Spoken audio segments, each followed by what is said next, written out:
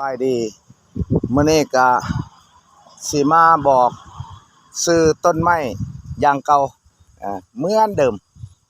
ต้นนี้มีชื่อว่าแนวใดคุณค่ามากสูงส่ำใดและเฮ็ดหยังแหน่ได้เนาะนี่อยู่ข้างหลังเห็นแล้ว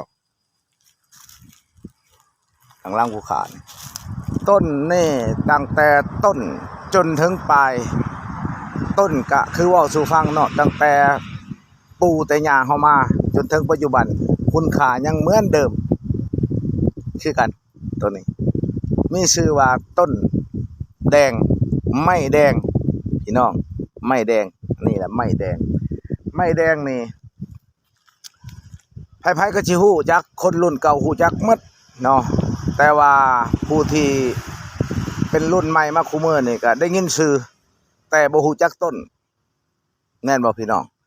ได้ยินแต่ชื่อแต่บ่จักต้นเป็นหยังจะว่าได้ยินแต่ชื่อบ่จักต้นเพราะว่าต้นไม้จำนวนนี้เนี่ยจะเป็นชื่อดังราคามีคุณค่าราคาสูงเพราะว่าตกแต่งเฟอร์นิเจอร์เรื่องเครื่องเฮือนบ่จังซี่เฮือนปัจจุบันคุมื้อนี่ก็มีเฮือนดินเนาะบ่ได้เฮ็ดเสาแต่ได้เฮ็ดวงกบเฮ็ดบานประตูโต๊ะตั้งเก้าอี้ทุกสิ่งอย่างได้ไม้ตัวนี้ไปเฮ็ดและจังสีเลย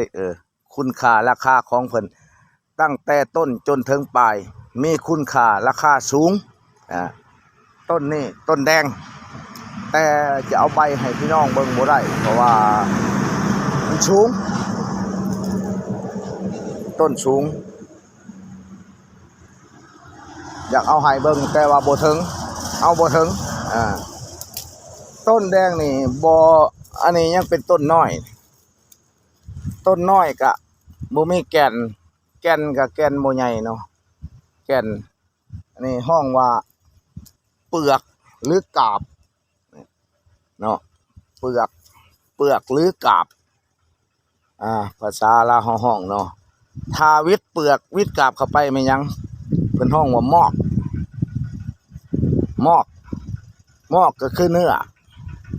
อไม้อยู่ข้างนอกเนาะข่าวว่าเว้าตามภาษาเฮาก็แม่นซีดไม้เข้าไปทางในได้บาดนี่แก่นเพิ่นห้องว่าแก่นก็คือดู